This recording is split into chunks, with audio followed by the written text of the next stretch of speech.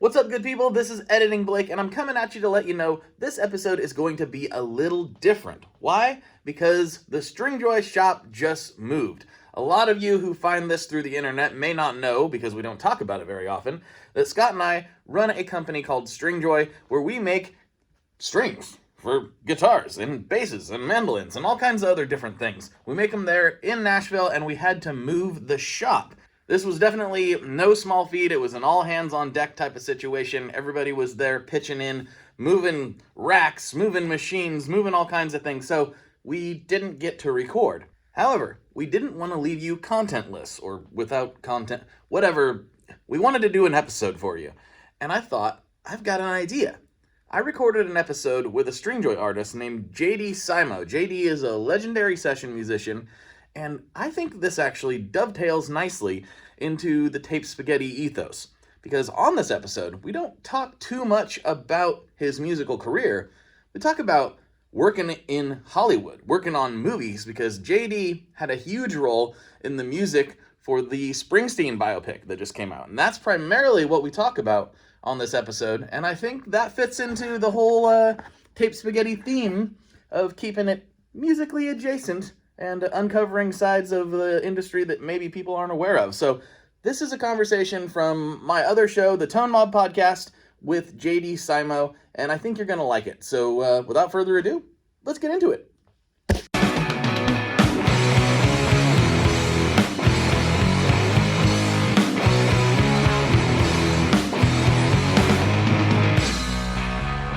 Hello, everyone. Welcome back to another episode of the Tone Mob Podcast, the show about guitar stuff, occasionally, sometimes. I'm your host, Blake Weiland, and with me today, I'll pour through. I'm going to push through this mucus-filled He's going to pull through. I'm going to do it. Been sick for so long. I'm almost over it, though. With me today, I have Mr. J.D. Simo. What is up? How you doing, buddy? It's great to be back. I'm sorry that the affliction continues. It's going to be okay. It's going to be okay. I finally feel good. That's nice. Good. Like, I feel really good today. I might even go to the gym, but that hasn't stopped the congestion, unfortunately. It's okay. It's okay. It's okay. We're going to persevere through. And if you need to, we can call it quits. We'll come back. It's fine. Nothing is the end of the world. The only reason I'm going to call it quits is if I physically can't get the words out. That's the only way. It's the only way I'm going to call it quits. Here's to you, buddy. To you. I don't think that's going to happen, though. I've got the throat coat tea. I took a nice steamy shower. Nice. We'll see. I think we're going to be okay. We'll see. But, dude, I wanted to get you on because, well, for the people who have not listened to the first appearance, which is probably about 4-ish years ago, somewhere in that ballpark. At least, yeah. I mean, because it was coming out of COVID, to my recollection, right? So, I think we were right at the things are starting to open up again time. Like, I think you were playing, like, backyard shows, if I remember correctly. Probably. Yeah, probably so. I mean, it's easier. My goalpost is because you introduced me to Stringjoy, and I've been with Stringjoy now for, at least 4 years. Yeah. So it's like, and it was being on your program where I first became aware and fell in love, as it were. So that's a good goalpost for me. Yeah. Well, I appreciate you very much. I know in that time, Scott and I came out and saw you in Nashville, and it's been a wild ride for both of us, I think, since then. But the main reason I wanted to get you on wasn't just because I knew we'd have a great conversation, as we always do, but you've been doing some crazy stuff in Tinseltown these last couple of years. You worked on the Elvis movie. You just got done with the Springsteen flick, which is coming out here pretty soon. Yeah. And I don't know anybody else that has done what you've done. I know that this is a job that people have, obviously, but I don't know of anybody else that has actually been a part of this process and worked on the music for films of that caliber. So I wanted to find out how that happened and what is that even like? Well, I mean, it's not unlike anything else in that you just do the best you can do and sort of fake it till you make it. But no,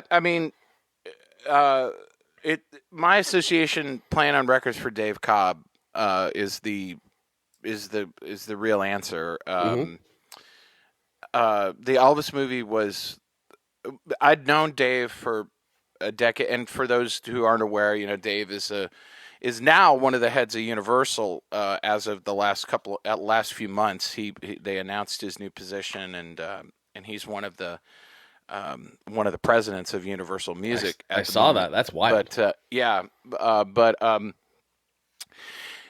as a producer, Jason Isbell, Chris Stapleton, Sturgill Simpson, many others. Just a list of my favorite people, basically. Indeed, and so we had anyway. Long story short, we'd met years and years ago, and we're like guitar buddies. Because Dave is also a really good guitar player. And in the meantime, he became Dave Cobb. And he called me, to my best recollection, it was I think it was like the summer of 2018 or something like that. Or maybe the spring of 2018, something like that. And he'd called me out of the blue. I was like, why is Dave calling me, And it was right at the sort of height, right after the Star is Born. He also did A Star is Born with Lady Gaga. Mm-hmm. And that had just come out, and I was like, why is Dave calling me? And he's like, hey, man, I need you on a project that I'm starting. I'm going to start working on this Elvis movie, and I'd like you to be a part of it. And I was like, yeah, sure, that's amazing. And so we started work before the cast was, like, Tom Hanks was already attached to the project, but he was the only, like, name when we first started work on the movie that was attached. Like, Elvis had not been cast yet. Like, Austin had not been cast yet. Wow. As Elvis.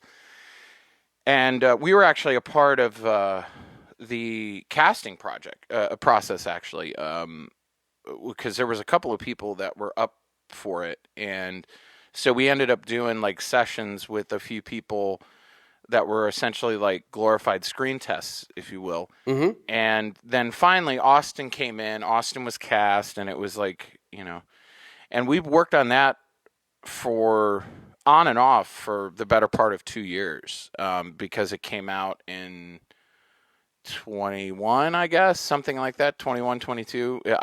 I'm bad with dates. That sounds right, though. Yeah. But we worked on that. We worked on and off for years, and then of course COVID was right in the middle of it as well. And Tom and his wife Rita were the first casualties of COVID in the movie business, and they were on location in Australia to start filming this movie when they got COVID. So obviously that whole year working through COVID was crazy, because we had these really, really intense sessions where we had to be socially distant, in RCA with like air purifiers in between us and stuff. And we all had to be tested out in the parking lot. Like, there was like a triage center in the parking lot of RCA. It was intense. But anyway, we got through with all that, and then the movie came out. And, and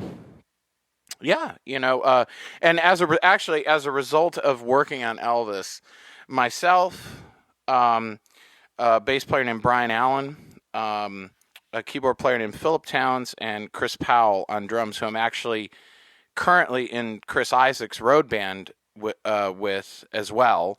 Cool. Which I'll get to. The four of us kind of became Dave's rhythm section, if you will. Nice. So coming out of the Elvis movie, then we've done dozens and dozens and dozens of records for Dave as his core rhythm section, as a unit. Mm-hmm. And so we've done a lot of records together. But anyway, I'm probably jumping far in advance, but that Dave is the one who made all this happen. Got it. Yeah, he's been a favorite producer of mine for a long time. Like I said, you listed off all these people. I'm like, man, I love that. Love all those records.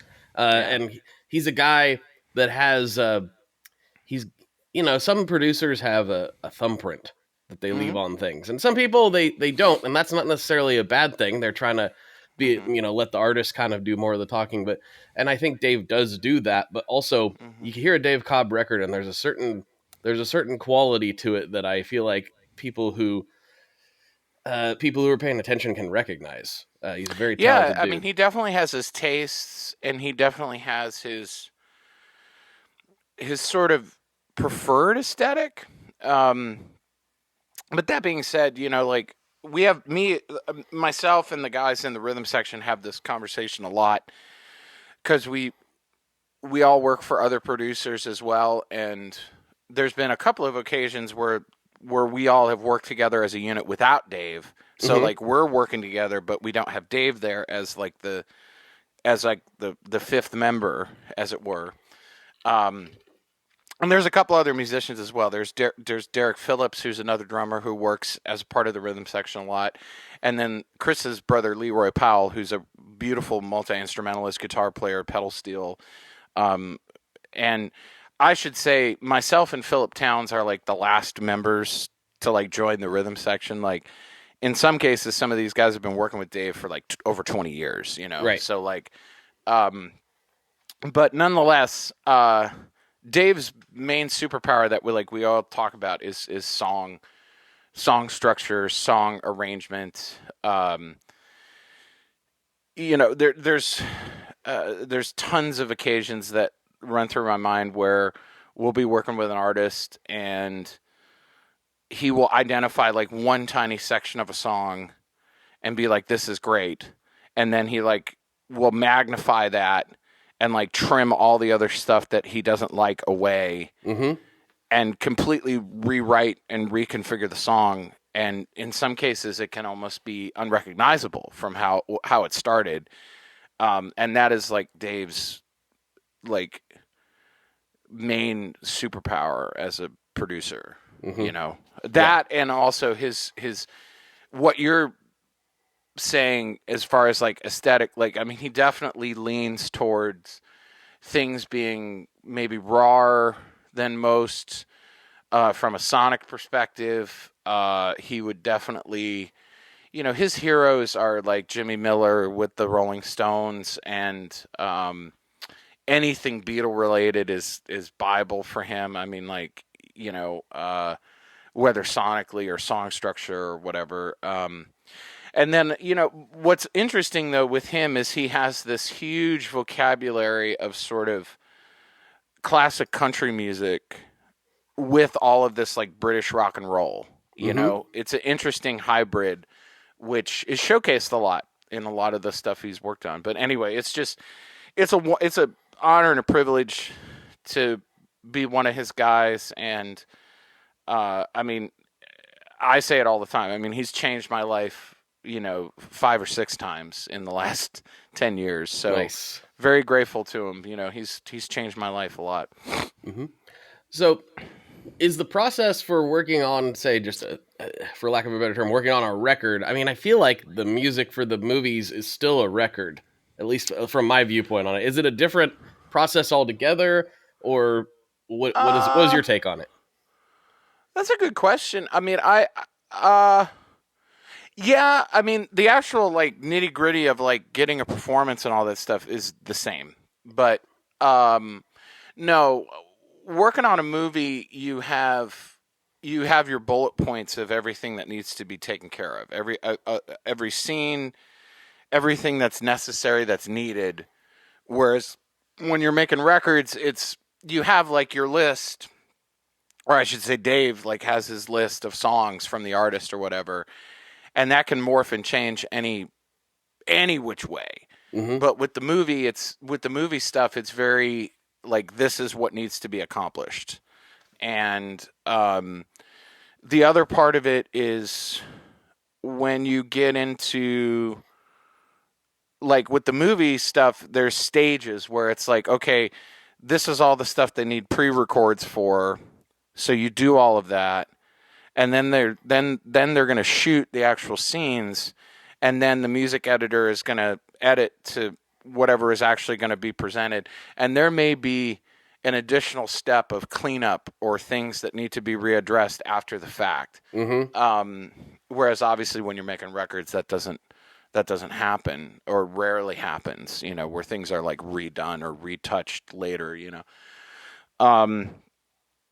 But yeah, it's and also, the input of the director is is massive, you know? So it's like the main boss of the music part of a movie is the music supervisor, which is what Dave served on for both the Elvis movie and the Bruce movie. And but really, at the end of the day, the director is truly the boss. Like Right. whatever he or she wants is what is going to happen, you know. And if the director isn't satisfied, you're going to keep doing it until they're satisfied, Right. you know. Right. And that can get stressful. Well, and it's interesting too because these movies are music-based movies, right? About real people and real songs and things that have come out versus maybe working on, say, like a horror movie where you're adding all that later to enhance what's already there. And I've heard of people working on films like that where the film's basically done and they come in later and add all the spooky stuff. Yeah, that's more of like a scoring situation. Mm-hmm. And scoring is always the very last thing to be done on any film. Which sounds like a blast. It can be. I want nothing to do with it because really? because it is the most stressful. Because however long it takes to do a final edit that gets approved by the studio, by the director, by whatever, all the chains of command that have to approve something. Only then can you actually fit the score in and compose what things need to be composed or fit in.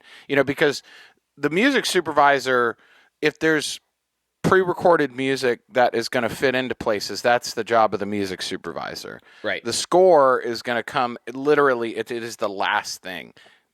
And so therefore, it is the most stressful thing because there's no time and you're basically going to not sleep until every single cue is approved. And a cue meaning like, oh, there might be 24 seconds here, and here there's 96 seconds. Mm-hmm. And this is the mood that the director wants right here. You might have 20 revisions of one cue. And in one film, there might be 700 cues or something, okay? So, yes, theoretically, to like sit with a movie and compose to it and all that, yes, that sounds amazing. And I think like in certain cases, like, how Ry Cooder has been allowed to like blank canvas play and improvise to a screen, to a mood or something like that. That's amazing. But the reality of the situation is most of the time it's a very rigid, and you're literally throwing stuff against the wall hoping it sticks. Yeah. And it can be incredibly stressful, and there's no time at all. So what I've seen, because I've played on the score stuff on both of these films, but I wasn't like in charge, and I much prefer this music supervision part myself. At least up till now. Like, give me another 10 years and I'll probably be a glutton for punishment and be like, let's do it, But yeah. For right now, it's a little scary. It's also probably the difference in movies as well, right? Where sure, it's absolutely. If it's a big budget blockbuster thing, there's 47,000 people who've got to approve every single step of the way, and that's never really that fun, probably, I would imagine. No, and I mean, like, I'm exaggerating probably. I mean, there's a lot of people's opinions matter, but I mean, really, when it comes down to it, it's the director. The director is the person that you are there to see their vision, you know? Yep. But that being said, the only thing that was, skipping ahead to this Bruce biopic, because the Elvis stuff, I was a part of all the music for it. But like the Bruce stuff, I was very, like, yes, I did all the music with Dave. But I also was like, I sort of ended up creating a credit in a way. Which we can talk about, because I was on set for months for everything music related. I was on set, and I was there to well, I'll explain. Like, I didn't really understand why I was there. And I started just naturally trying to be helpful, and that turned into like this credit that the head of the studio like actually like sort of like created for me, and they ended up like hiring me. Like it turned into a whole thing, and it was just a happy accident. I got to hear this story. How did this I'll happen? tell you. But and then lastly, I was involved as a coach personally to Jeremy Allen White through the entire process. Like, we started in June, I think, of last year, so a year ago at this time, and we worked right up until the end of when we wrapped, because he had never performed or played music in his life, and so that was a whole nother so I was much more intimately involved in the entire production of the movie than anything I'd done previous. And anyway, where I'm going with that is at the very end, I had to go back, and there's tons of scenes of Bruce like composing in rooms in his house and all this kind of stuff. And so there's all this ambient,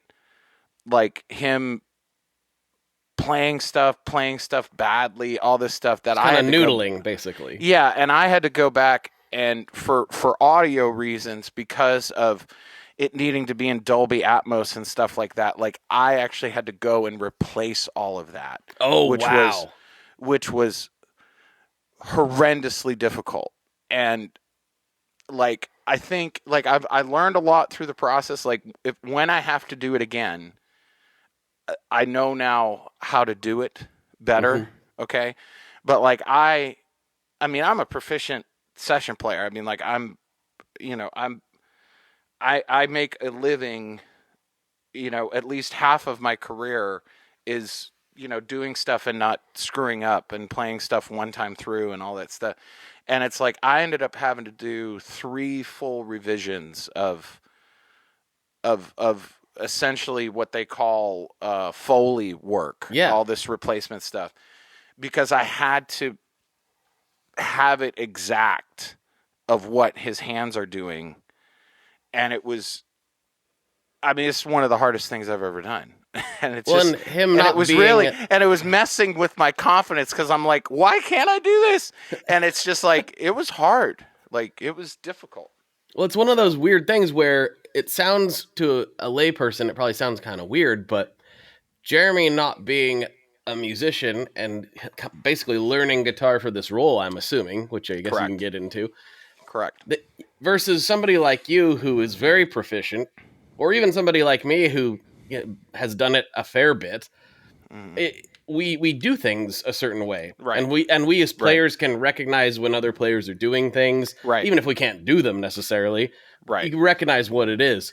It was, but trying to nail somebody who doesn't know what they're doing exactly, it's like you're thinking like, why is your finger even doing that? Like, it was maddening. I mean, and I understood why Scott Cooper, the director, he was like, he's like, you have to do this one and you have to redo this. I understood, because I'd like go back 2 days later and I'd be there at RCA with the huge monitor, and I'd listen and look, and I'd be like, yeah, it's like 95%, but it's not 100, and he was right, but I mean, it was the hardest part of the whole thing for me. I can't even imagine how difficult that would be. That is crazy to me. I hated it. It was the only part of it I didn't like. Yeah, it's but hey, what are you going to do? Yeah, because I mean, and you'd think, and for those that are listening, they're probably wondering, well, why didn't they just record it on set?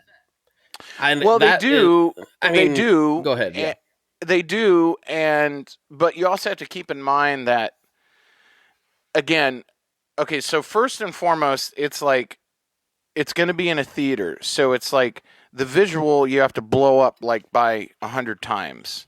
So like all of the details that you think are small become the size of a person. Okay.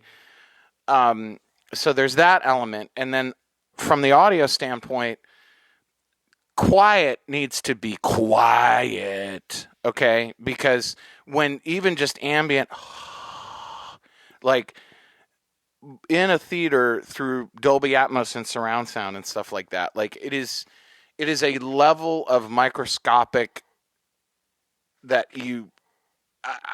I didn't even know existed, you know? And so, yes, they have it recorded and it's recorded well, but like you listen to it and it's just kind of weird sounding and phasey and there's a lot of by the time it's compressed so that you can actually hear what he's doing. And, you know, they need it cleanly, well recorded so that it can be big and, you know, like what you would expect. So it doesn't pull, because the term that they use in the movies is, you know, suspension of disbelief. Like you don't want anything that's going to pull a viewer out of being completely invested in what's happening. And things of that nature, little things like that, are what can pull someone out of a movie. And so, yeah. 100%. We've experienced that before. We've all seen that, where it's like, what's that fly doing over there? Or whatever, you know? Yeah, it's just so, yeah, it's you know, the purist in me goes, what the hell, you know? But I understand, you know? I completely understand. That's the gig, you know? Yeah. So going back to the coaching part. So did you teach Jeremy how? First of all, I'm a huge fan of Jeremy's. I love basically everything he's ever done. He's fantastic. Iron Claw, absolutely. I could watch that movie over and over again as a wrestling fan, and yeah, he was brilliant in that movie. But that aside, did you teach him to play guitar? Is that what you're saying? Yeah. So we had just started, or we hadn't even started. So, you know, Dave called me, as he always does, and I was like, "Hey, what's up, boss?" And he's like, "Yeah, we got another movie coming." And I said, "Okay, cool." And he told me all about it, and he said, you know, it's about the making of Nebraska, and then he said, you know, it's based on Warren Zane's book, and I said, okay, and you know, because he was, and he said, he's like, I'm going to be delegating a lot to you on this one because he has a lot going on. He's a much busier man than he once was. So I actually had to like meet with Danielle, who's one of the heads at 20th Century Fox Disney, and her counterpart, Rachel, and you know, get to know them so that they could kind of approve me and all this kind of stuff. And since Danielle has become a really good friend, a really close good friend, and there's lots of other stuff down the pike here, just because one thing can lead to 20 other things. Of course. It was a very, very advantageous introduction, I should say. And I totally have her back, and she's got mine. And but at any rate, we hadn't even gotten started, and Danielle, like, immediately, Dave was like, well, we have something we need to deal with, like, right sooner rather than later. And I was like, yeah, what's up? And he's like, well, Jeremy Allen White needs to learn how to play music. And I was like, okay. And I was like, and you want me to help? And he's like, well, do you think you can? And I was like, I have no idea. I said, I'll try. You know, I said, I'll do the best I can do. Have you taught lessons before? Not really. Okay. I mean, I've done a handful for people over the years because they asked me to, and I've given some lectures at music schools and stuff like that. But no, to answer your question, no, not in any regard. And but you know, it's just another part of the equation. You know, you say yes and you figure out how to do it. You know, if you're going to continue to grow, that's just what you do. And I've always heard in Hollywood, if they ask you if you know how to ride a horse, you do, whether you do or you don't, right? And it's just with anything, man. I mean, it's just like, you know, you know, figure it out. Yep. So I took some time and I tried to figure out how am I going to approach this? And I was like, okay, you know, it's the Nebraska album, so a lot of it is very simplistic, which is a good help. But on the other hand, it's all just acoustic guitar. Like, it's as naked as it can be. It's not in a band context where you can hide. I I was like, okay. So I was like, I'm going to have to teach him how to finger pick. I'm going to need to teach him. Some of this stuff is really loosey-goosey, and it's all over the place, and strumming patterns change because Bruce is not the most consistent, He's just So flowing. I'm like, I'm breaking down, like, okay, how am I going to, But, I was confident that I could do it, and I just was like, yes, hell yeah, we're going to do this. And so they hooked me up with Jeremy, and we started working with each other on Zoom every day, every other day for months. And then we finally met in person at a session here because we had to do all the pre-records for all the vocal stuff, which he had to sing, which was a whole nother, which he had a vocal coach in Los Angeles, but he wasn't meeting with the vocal coach as often. And, Jeremy and I got really, really super close. And like, there was definitely a trust there, but we share a lot of similar life stuff, and we got to be really tight and are still really good friends. And That's awesome. He's somebody that I really care about, and he's a great guy. And so anyway, I helped him a lot, just trying to bridge it and trying to help him, because it just, I had a lot of empathy for him through the whole process, because it's, there were many times where we hit walls, and I was just like, God damn it, dude, I wish we could just flip a button and I could just do this for you. Because it's nothing to me, because I understood like how much pressure and everything is put on someone like him. It's, I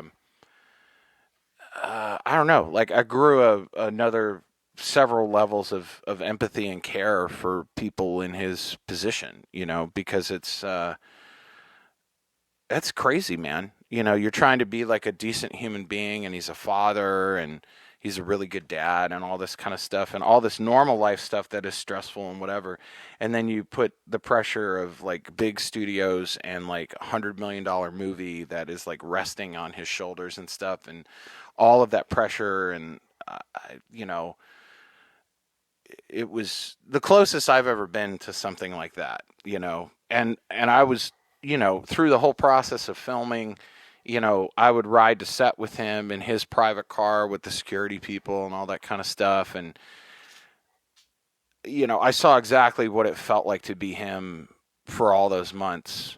And it was crazy, like I have a lot of care and love and respect for people in that position, because normalcy just doesn't exist. Yeah, you don't get to go to the grocery store, I mean, we would go for walks, we'd go eat, we'd go grab a bite to eat or go to the bodega or something like that, take breaks, go get a cup of coffee. And it's like, I've never been around somebody that was recognized that much, and it was everywhere. It was worse in like New York and New Jersey and stuff like that. But even in Nashville, like when he was here and we went out, we went and did some stuff and hung out. And Nashville's not a big, like, let me go up and take a selfie with you kind of town. It's kind of a very, but even here, it was like he couldn't eat a plate of brisket without people bugging him, and people are just sharing love with him. I mean, it's fine, but it's just it's such a weird thing to, I don't know. Like, to me, it's like it almost became part of a, why should that many people care? Like it's, yeah, he does great work and all that kind of stuff, but it's like, he is just another dude, and he can't be. Yeah. Well, I think that's one thing that people have even if they logically understand that, they have a little bit of a difficult time processing that when they're confronted with it in their face, because you've been watching this person on a screen, or you've been listening to their music, or maybe both. And in your brain, even if you logically know they're just another dude, something kind of flips a little bit. No, and I saw it time and time. And, for that matter, I mean, it's like I had Bruce there every day too. So It's like interacting with Bruce. on a daily basis and seeing how people were with him. It was both sides of it. Like, it was just seeing, people not being able to handle their with Mhm. either of them. And, Right. But anyway, both gentlemen, and yeah, me and Jeremy worked all the way through the end, and it was highly, highly stressful the entire time. But now he knows how to play guitar. So well, and it was just that thing of like, we had like the first few months where I'm just literally, I was like, initially it was like, okay, how do I do this? Like, how are we going to do this? And so like your initial thought is, do I just teach him to play guitar?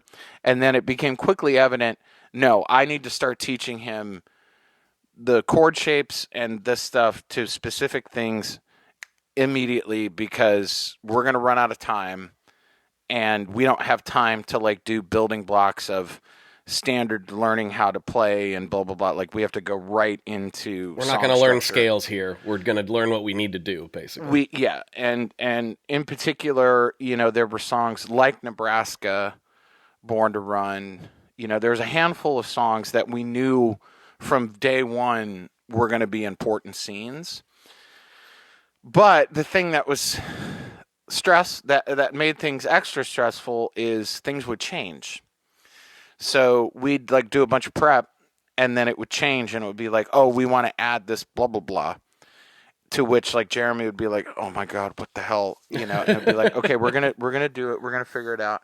And then there's a whole scene that happens in the Stone Pony where Bruce sits in with the band, which ironically is a bunch of my friends. I can't ruin who it is. There's certain things I can talk about and certain things I can't talk about. We'll talk about it off the air.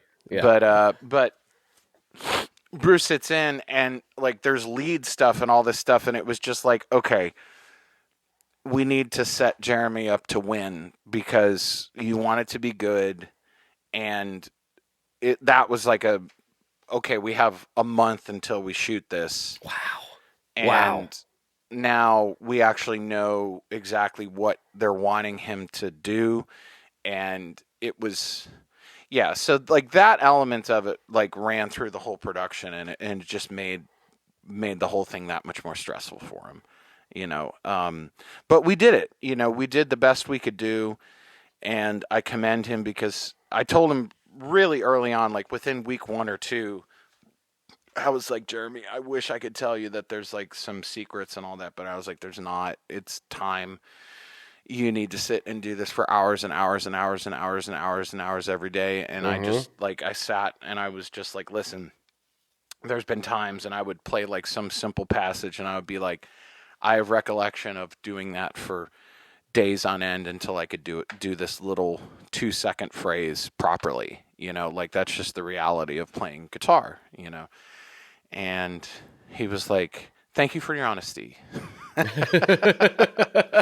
So it's true though. I mean, we take it for granted sometimes. How like we're always like, oh, I'm just playing cowboy chords or something. It's like, but how many times did you play those cowboy chords before you were able to do it without thinking about it?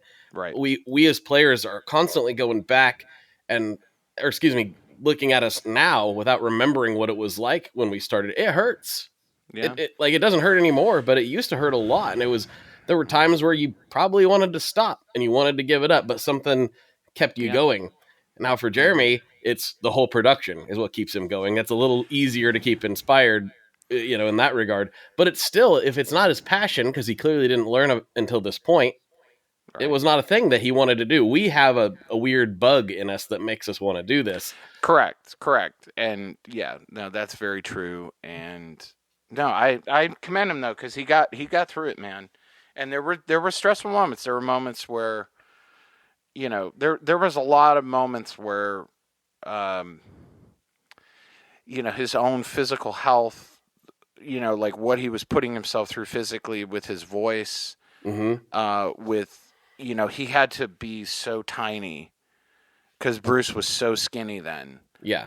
In some cases, he's actually wearing some of Bruce's old clothes from that period. Really? And, wow. Jeremy's a good looking dude, and he's well taken care of, but like Jeremy in his normal thing where he's running every day and he's jumping rope and he's lifting weights and stuff is like bulkier than Bruce was then. Mm-hmm. So like, I mean, he was like starving himself basically to be as small as he needed to be for the clothing, let alone the role.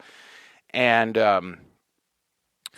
it was a lot. He put himself through a lot, you know. And there's a couple of really intense moments that are very private that I was like there with him, like, you know, caring for him, you know, because he's a good dude, man. So anyway, yeah, man. So segueing slightly, what was the role that got invented for you, and how did that happen? Oh, so okay, so what happened is okay, they were going to start filming, and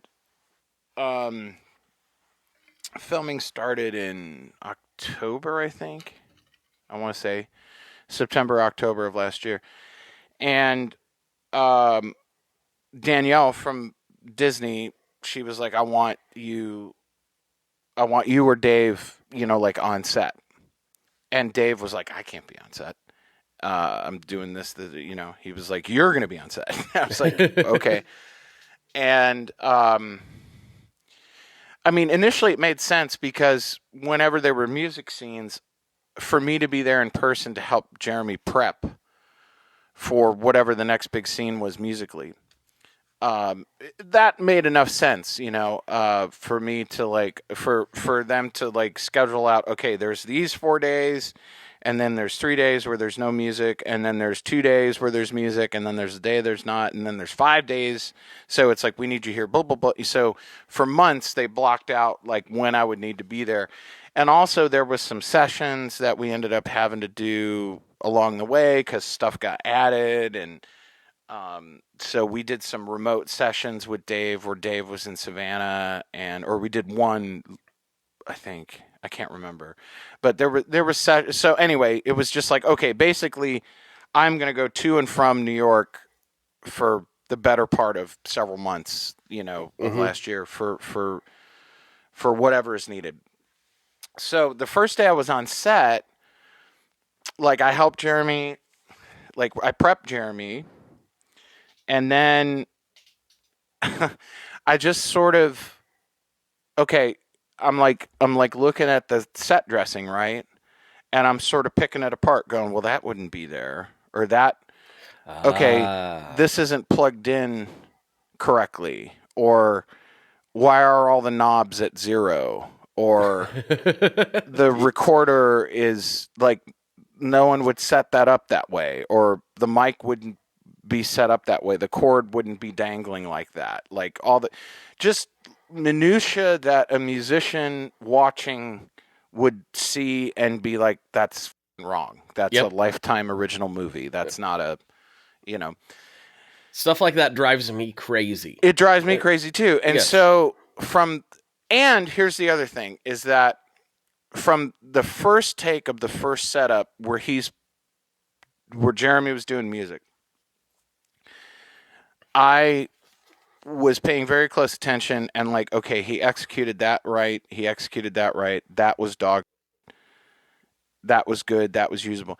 And so from the very first take, I sort of sheepishly to Scott Cooper, the director, because I was in Video Village with him, which is a very coveted special place. Oh, yes. And me even being there was sort of, I felt like, because the crew was just sort of like, who's this guy? You know?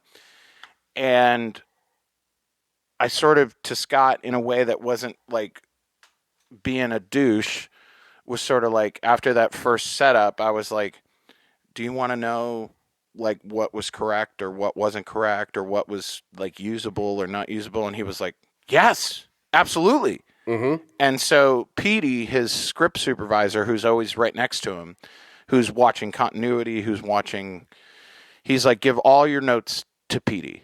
And so that turned into that, where whether it was set dressing or minutia with instruments or blah, blah, blah, and then also musical performance content for every single take of every single setup, which you're talking thousands of them. I was there doing that.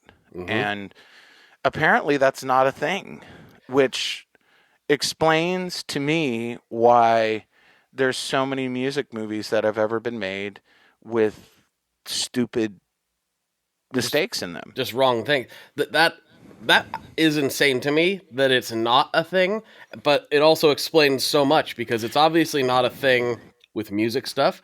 And the thing that when I was a kid, before I knew as much as I do now about recording and whatnot, I was a car guy, still am a car guy. And so there'd be things in the movies where like, they'd be like, oh yeah, the carburetor's messed up. And they'd show the engine and it's like, that's a fuel injected engine. What are you talking about? Carburetor. You know, I'm like, Yeah.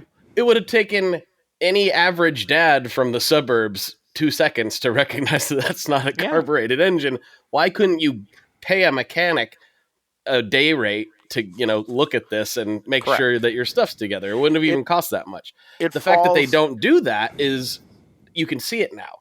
It falls on the shoulders of the script supervisor, and it falls on the shoulder of your prop master, and to a certain extent your set designer, your set dresser.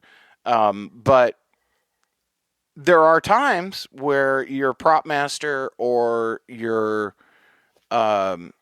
script supervisor is very musically inclined, and productions have gotten lucky. You know what I mean? Right. So like Ray, for example, is a good example, I think, of where I don't really see mistakes in that, or like that thing you do is very, very good. And then there's others that I won't mention that aren't. And so, yeah, I was just as surprised.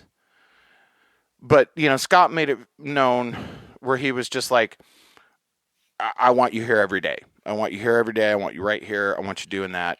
And that became my job on set. And there were times where, I garnered, because I worked really hard at it. Because one thing that I found, especially with the sets, like when we went into the power station to do the sessions scenes, which I've worked in many times as a session player, so it was kind of funny to be in there in this. It was just strange being in there for this. But I would show up early and just sort of randomly just look around the room and be like, okay, what is wrong? What is not correct? And there'd be all these little things. Like I remember when we were at the power station, everything was plugged into some snakes, and I went, no. Finally, it dawned on me. I was like, no, they would use the old feed through that's on the side of the wall that they haven't used in 30 years. It's like, no, route everything through those and route it correctly, because not that anybody's ever going to notice, but you might as well. And there was some other things. Like I remember we had like this huge, whatever, I can't remember the name of the synthesizer now that was used on all that stuff, but there's only a handful that still exist, and they're worth like $100,000. And we had one that we had rented, and it's the sound of Born in the USA and all this stuff. And there's 400 faders on this thing. There's buttons and faders. And so like at one point I was like, I wonder what the presets for these songs are. And so like I went looking online and I found, okay, this is how you set every, and so I meticulously went and set it properly. Not that anyone would notice, but I took it that seriously, where I wanted it to be correct, mic placement's correct, like I remember they set up a, this is good. I got into an argument with the set designer, who's an Academy Award winning set designer, really over the top Italian woman, where she had something set up because she had a photo of Gary Talent, the bass player, in the studio. And so she like set it up exactly like this photo was taken. And I was like, well, that's wrong. That's not where his station would have been. That's not where he would have been positioned. That's not. And she's like, no, I have a photograph. Here's the photograph. And I'm like, I know, but that's out of context. That's just a photograph. That's just with a photograph stuff. they took. Yeah. Yeah. I was like, but that's not where. And she was like, but no, it's a foot. And I was like, no, I understand that it's a photograph and you've replicated it, but the photograph is out of, so things like that it's like, you have to, break through and make it make sense, Well, some people don't realize, like, in that, I totally get what you're saying, because if the photograph doesn't make any sense, it was probably set up, right? They took a photo for a promotional thing, and that makes all the sense in the world. Great, but if he's not plugged in, or exactly, whatever, exactly, like the whole thing did, like, she had this whole thing set up, and I was like, this doesn't make sense. Like, this can't be like this, right? Yeah, and so anyway, and then we went crazy deep when we went to oh God, what's the big arena? Meadowlands. When we went to Meadowlands to shoot, you see some of it in the trailer now of him doing Born to Run. Yeah. And we went nuts with details on that, like just making it perfect. And yeah, I mean, I spent hours and hours and hours just tweaking tiny little things that will never ever be picked up. But it's just so anyway. But yeah, it was a lot of fun. So yeah, I created a thing, and it worked out really well, and I earned a lot of respect from the crew and the producers and stuff. Because I just became another person with a headset on, taking copious amounts of notes, and it was completely something that just happened. It wasn't something that I'd planned on. It's so interesting too, because you could have never done all of that, like, if you weren't obsessed with all this stuff just naturally. Like, you're into all things music. Doesn't matter what it is, you're into it, right? And you've made this a whole part of your life, and it's given you not only the opportunities to play music, but the opportunities to introduce that expertise into other art forms, which is totally not something you can plan on. You just have to roll with it. No, it's a complete happy accident. Needless to say, Dave was very, very proud and pleased with how well it all went. Because after a certain point, I mean, he just basically left me to deal with, all of it.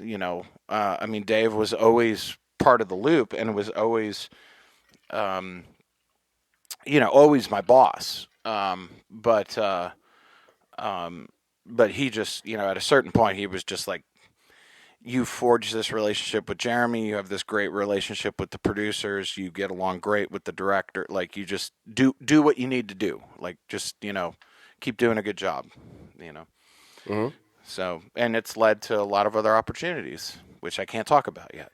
Of course not. Yeah.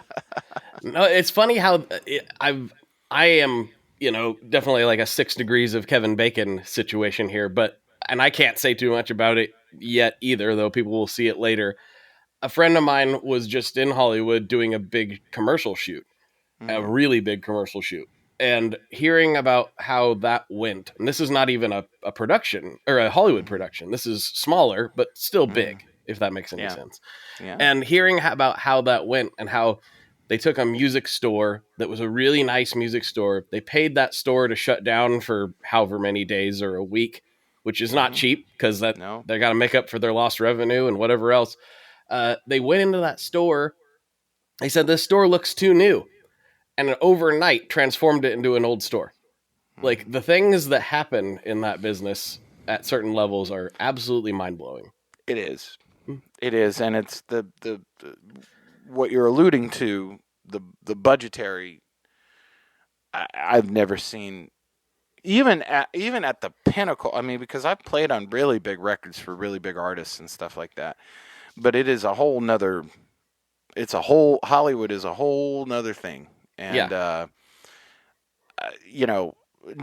say that I was spoiled is the understatement of my life. Like, what I became accustomed to treatment-wise was in how I traveled, in the drivers taking me wherever I needed to go or wanted to go, and eating the finest food in the world, and hanging out with other movie stars and all this stuff. I mean, it's just crazy, crazy, crazy, crazy. And I will say, just from a life standpoint, I'm grateful to have gone through it all at this point in my life, because never once did it become, or has it become normal to me. Right. It's, if this was 10 years ago or something like that, I might have dealt with it differently. Now I sort of deal with it generally with like, this is crazy, like almost laughing at the absolute just audacity of it all. It's just comical. It's just comical to me. Some of the levels of extravagance, and like, hey, thank you. This is amazing. Well, and then this is kind of an interesting question, I think. Do you feel at all like when you're thrust into that situation, now you've done it at a pretty significant level, I would guess this is the most involved you've been at this point, right? Oh yeah, without a doubt. I mean, this was very intimate and intense. Yeah. At any point, did you feel any twinge of imposter syndrome, or did you feel like, nah, this is my thing, I got this? I mean, that first day, yeah, but then I wasn't so much trying to insert myself necessarily. It was purely trying to just be helpful. Like, you're paying me to be here. This is something that I could be helpful with. And in that way, it felt like just playing on a record or something, and just seeing something that could be improved, or seeing something that could be better, and trying to help the whole thing along. But no, I mean, once I sort of, found where I could be helpful, and like just really threw myself into it and concentrated like hell because it's sort of mind numbing to sort of, it took me a while after we wrapped to sort of get out of that super analytical space, because I was so heightened to notice every tiny detail of everything. Like, I could absolutely go back there at a moment's notice, but it took me weeks to sort of unplug my super analytical part of myself that was like just on high alert, Yes. Constantly. But no, it was a joy, man. And you're working with, Masa, the cinematographer, who's an absolute genius. Like, watching him work, watching Jeremy Strong and Odessa, who's in the film, work, and just do breathtakingly, like, wow, how did they do that? And watching Scott, like, I mean, it's just, when you're surrounded by, it's just like, it's exactly like being in a typical session where, like, at times I'll stop and be like, God, everybody in this room is just a world-class, and what an honor it is to be here, and it was the same thing, where it was just, you're part of a team, and you want to do the best you can, Yeah. Well, they picked a good guy for it. What did they end up calling this credit that they gave you? Until I see it on the screen, I don't know. We had, no, because me and Danielle and Rachel had batted some things where we had sort of landed, like, because it was like, okay, coach to Jeremy Allen White, that's easy. Part of the music department, that's easy. All this other stuff, where we landed was sort of like on-set music script supervisor. Yeah. Was sort of like where we landed, and to which extent we'll see when the credits roll. But because that's essentially what I was doing, was I was aiding the script supervisor on music content on set only, Yeah. there's a whole coding system. I'm sure every script supervisor works differently. It's sort of akin to like when you're comping vocals or something, like everybody has their code of like, take 1, take 2, take 3, take 4, obviously. And then it's like, okay, this part of verse 1, this part, so everybody dictates that differently when you're like comping vocals as a producer or an engineer. Whereas like script supervisor, it's like, okay, it's not take 1, it's take a apple, and there might be 5 different setups, 5 different angles for one setup, okay? Yep. And then there might be like 5, 6, 7, 8 takes per setup, and it's like dictating, okay, this part of this take and this part of this take is correct, all that. Like there's a whole language, and I have luckily I saved all of my scripts, because I have all of my notes on them and stuff, and that'll be fun to like give to my daughter one day. Oh yeah, that's super cool. I'd love to see a photo of that. That sounds really, really I'll interesting. send you one. I'll send you one, because I actually found all the rest of mine just a couple of days ago. I found my big stash of them. That's so cool. So. Yeah. Well, dude, thank you so much for coming on. I could talk to you about this like all day. It's fascinating to me. Like really, really, really, truly interesting. And I've never had anybody on that's had this kind of experience. So, I mean, you're welcome back anytime. I'm sure, based on what I'm hearing, this is probably not the last time you're going to be doing this kind of thing. No, I'm sure that you've got other irons in the fire. There are ones coming down the pike. That's so cool. Well, we'll hear more about it later. You're welcome back on this podcast absolutely anytime. Honored. Thank you for having me. It's my favorite place to be, baby. Oh, man. Well, one of these days we got to do it in person. It seems like every time I come to Nashville, you're out of Nashville. I know, and every time I come to Portland, you're not there. I know. So. It's ridiculous. We got to make this a better coordinated effort somehow. It's going to be okay. It's going to be okay. Well, we'll slide over to Patreon and see what kind of nonsense we can get into. Does that work for you? That works great. Cool. I've already asked JD the classic question, so I think we're going to go ahead and wrap this part up. JD, do you have anything you want to plug or shout out or say hello to or anything at the moment?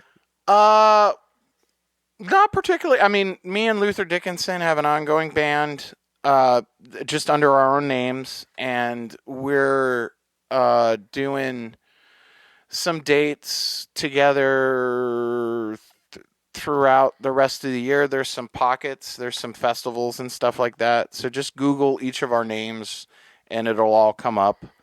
That's a really fun band. We love working together and it's a lot of fun. And also,